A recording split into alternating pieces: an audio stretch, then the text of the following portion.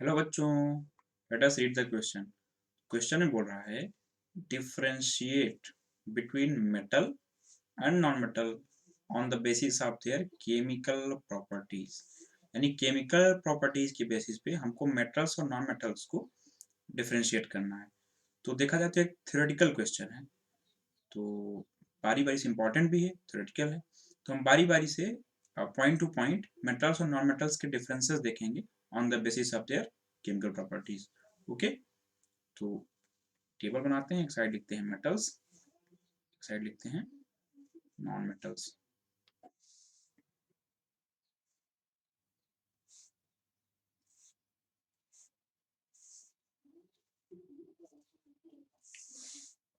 तो इस साइड हम डिस्कस करेंगे मेटल्स को, ठीक है। इस साइड हम डिस्कस करेंगे नॉन मेटल्स को। अब हमने बेसिक प्रॉपर्टीज ऑफ मेटल्स और नॉन मेटल्स पढ़ी है, क्योंकि केमिकल प्रॉपर्टीज के बेसिस पे मेटल्स और नॉन मेटल्स में क्या डिफरेंसेस हो सकते हैं, तो पॉइंट टू पॉइंट हम लोग समझेंगे। तो अगर ऐसे तो डिफरेंसेस कई सारे होते हैं, हम कुछ पॉइंट्स को डिस्कस करेंगे। तो अगर पहले डिफरेंस की बात की जाए तो मेटल्स जनरली इलेक्ट्रो पॉजिटिव होते हैं और नॉन मेटल्स इलेक्ट्रोनिगेटिव। तो metals are generally electropositive. Electropositive मतलब कि उनकी जो टेंडेंसी होती है इलेक्ट्रॉन्स को लूज करने की। इलेक्ट्रॉन्स को लूज करके बॉन्ड फॉर्मेशन की टेंडेंसी मेटल्स की होती है, और नॉन मेटल्स जो होते हैं वो इलेक्ट्रोनेगेटिव होते हैं।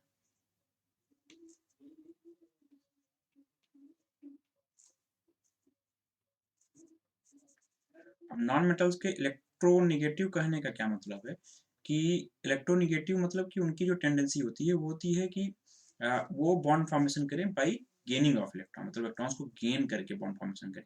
उनकी टेंडेंसी होती है टू एक्सेप्ट द इलेक्ट्रॉन्स, इसीलिए वो इलेक्ट्रोनेगेटिव होते हैं। दूसरे पॉइंट डिफरेंस की बात की जाए तो मेटल्स जो होते हैं वो बनाते हैं बेसिक ऑक्साइड्स, यानी उनकी जो ऑक्साइड्स होती हैं उनका जो नेचर होता है वो बेसिक होता है।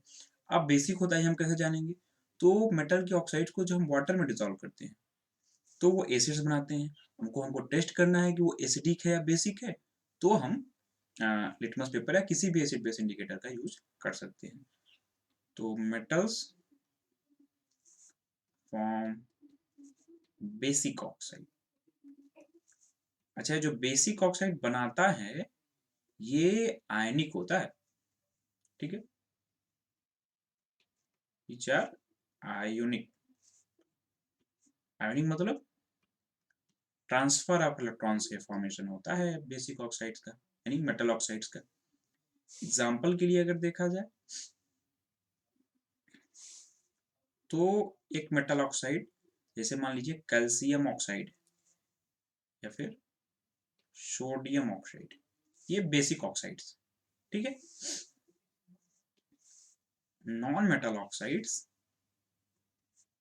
एसिडिक और न्यूट्रल ऑक्साइड्स होती हैं।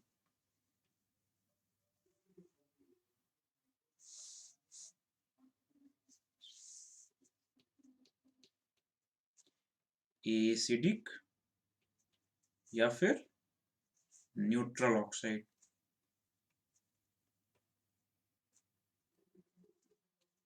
जो कि जनरली कैसे होते हैं, कोवेलेंट होते हैं। कोवेलेंट मतलब शेयरिंग ऑफ इलेक्ट्रॉन से बने होते हैं, ठीक है। अब इनके एग्जांपल्स की बात की जाए तो कौन सा ऑक्साइड नॉन मेटेलिक ऑक्साइड है जो एसिडिक होता है, तो जैसे कार्बन डाइऑक्साइड है, ये नॉन मेटेलिक ऑक्साइड है लेकिन ये एसिडिक होता है, ठीक है।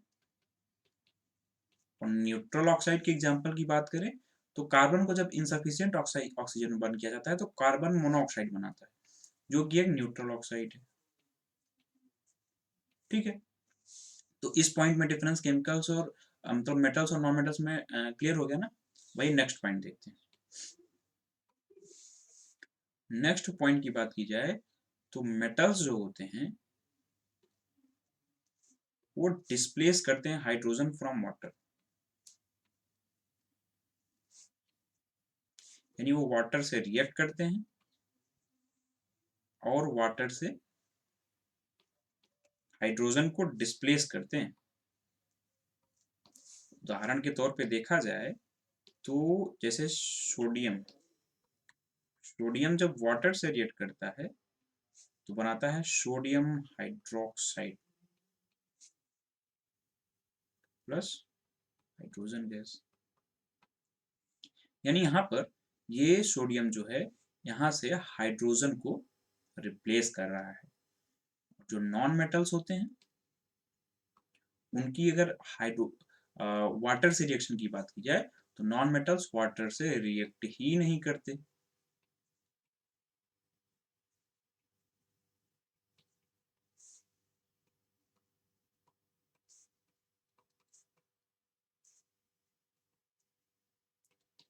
ठीक है, ये क्लियर हो गया।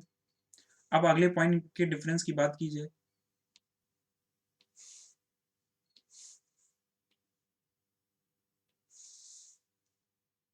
एक तरफ मेटल लिखेंगे हम, एक तरफ नॉन मेटल्स। तो अगले पॉइंट डिफरेंस की बात की जाए तो जो मेटल्स होते हैं वो डिस्प्लेस करते हैं हाइड्रोजन को फ्रॉम डाइल्यूट एसिड्स।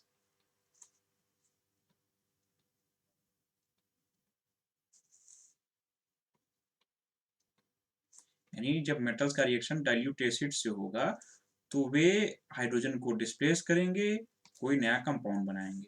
ठीक है, कैसे ये देखते हैं।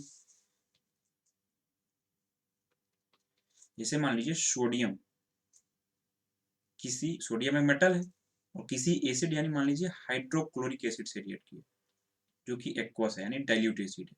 तो यहाँ से ये सोडियम हाइड्रोजन को डिस्प्लेस करेगा और सॉल्ट बना लेगा सोडियम क्लोराइड और हाइड्रोजन गैस अलग से बाहर आ जाएगी।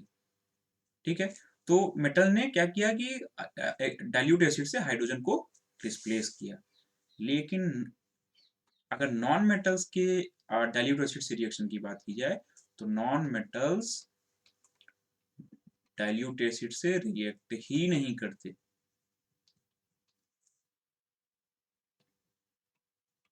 ठीक है,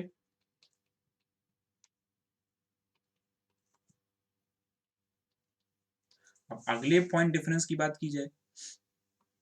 ठीक है, तो जो मेटल्स होते हैं वो क्लोरीन से रिएक्ट करके मेटल क्लोराइड्स बनाते हैं।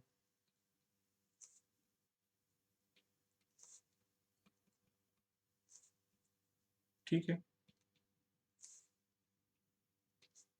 हाँ मेटल क्लोराइड।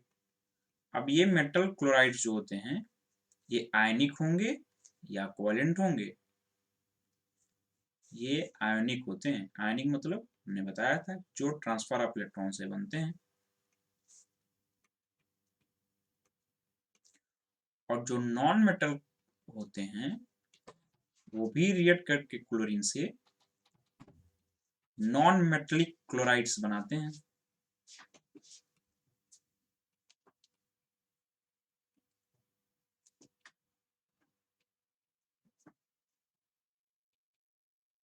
ठीक है, लेकिन उनका नेचर कैसा होगा, वो आयनिक होंगे या कोवेलेंट होंगे, तो वो कोवेलेंटली बॉन्डेड होते हैं।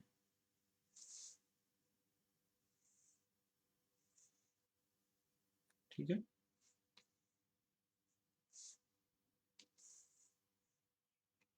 चार कोवेलेंट।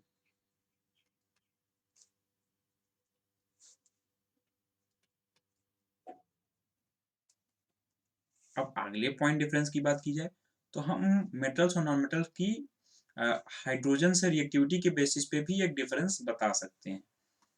तो जो मेटल्स होते हैं, कुछ मेटल्स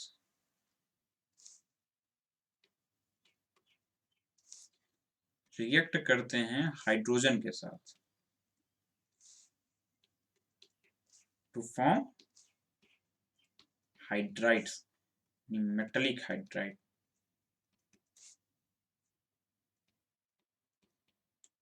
उदाहरण के तौर पे अगर देखा जाए तो जैसे सोडियम है, सोडियम जब हाइड्रोजन गैस से रिएक्ट करता है तो बनाता है सोडियम हाइड्राइड।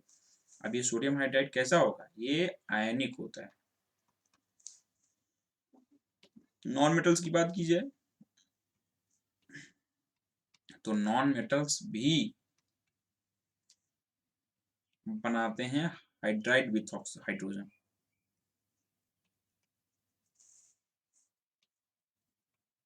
लेकिन इनकी जो हाइड्राइड्स होती हैं वो आयनिक नहीं होती। इनकी हाइड्राइड्स जो होती हैं वो होती हैं कोवेलेंट। एग्जाम्पल के लिए बात की जाए तो जैसे क्लोरीन है। क्लोरीन एक नॉन मेटल है। जब ये हाइड्रोजन से रिएक्ट करता है तो बनाता है हाइड्रोजन क्लोराइड। लेकिन क्या ये आयनिक है? नहीं, ये कोवेलेंट होता है। तो हमने बारी बारी से कई पॉइंट्स देखे डिफरेंस बिटवीन मेटल्स और नॉन मेटल्स के on the basis of their chemical properties. So this was all about this question. Hope you understood it well. Best of luck.